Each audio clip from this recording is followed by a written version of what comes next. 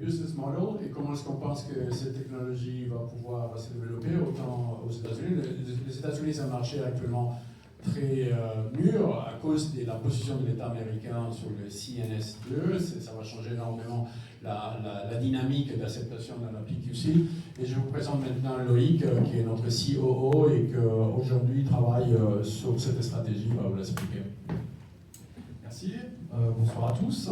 Donc, je suis Loïc Hamon, j'ai rejoint il y a en fait pas très longtemps, il y a 7 mois j'ai rejoint un CSQ. J'ai un peu l'impression de revenir à la maison parce qu'en fait on travaille tous ensemble chez Inside Secure avant que cette activité-là ait été vendue en fait à WSKey en 2016. Donc voilà, j'ai en fait passé toute ma carrière dans le monde du semi-conducteur.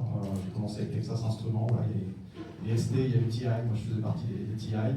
Et ensuite, j'ai travaillé pour une société à Grenoble que vous connaissez sûrement, qui est Calaray. Et la dernière, voilà, qui était une pépite grenobloise, on va dire. Et la dernière expérience que j'ai eue avant de rejoindre, c'était chez Capgemini. Voilà, j'étais en charge du Silicon Engineering chez Capgemini. Donc effectivement, on arrive avec une technologie qui est différenciante, comme Bernard l'a expliqué.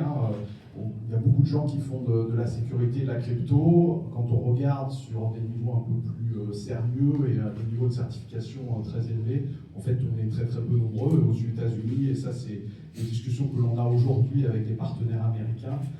C'est une technologie qui n'existe pas aux États-Unis, comme vous le savez. Le passeport américain, je crois que c'est Infineo qui fournit les puces pour le passeport américain. Les cartes de crédit, c'est pareil. Les cartes SIM, c'est pareil. Donc il y a vraiment un besoin de pouvoir que ces technologies en fait soient déployées aux États-Unis en particulier. Donc je vais m'occuper de ça avec l'équipe. Ce qui est important, et je pense que ce soir ça le reflète bien, l'écosystème est extrêmement important. Le bassin grenoblois pour le Grenoble et les gens de Grenoble, c'est extrêmement important et je pense que c'est quand même un succès, la Silicon Valley française.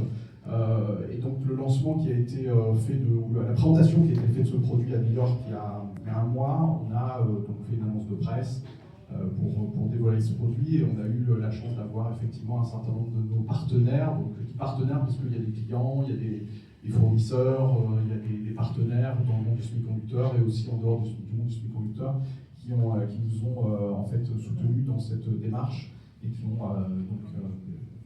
welcomé le produit. Donc bon voilà, vous en reconnaissez sûrement quelques-uns. Donc bien sûr Capgemini qui était là, UMC qui est notre partenaire historique, Fonderie, Kate, on en a parlé, c'est la société indienne avec laquelle qui est une société historiquement à Nosat qui veut faire un peu plus que ça. L'Antisanguia c'est un client, Eviden est en train de c'est des clients, Thomson c'est un partenaire, Cerma c'est ce qui vous aide dans la certification.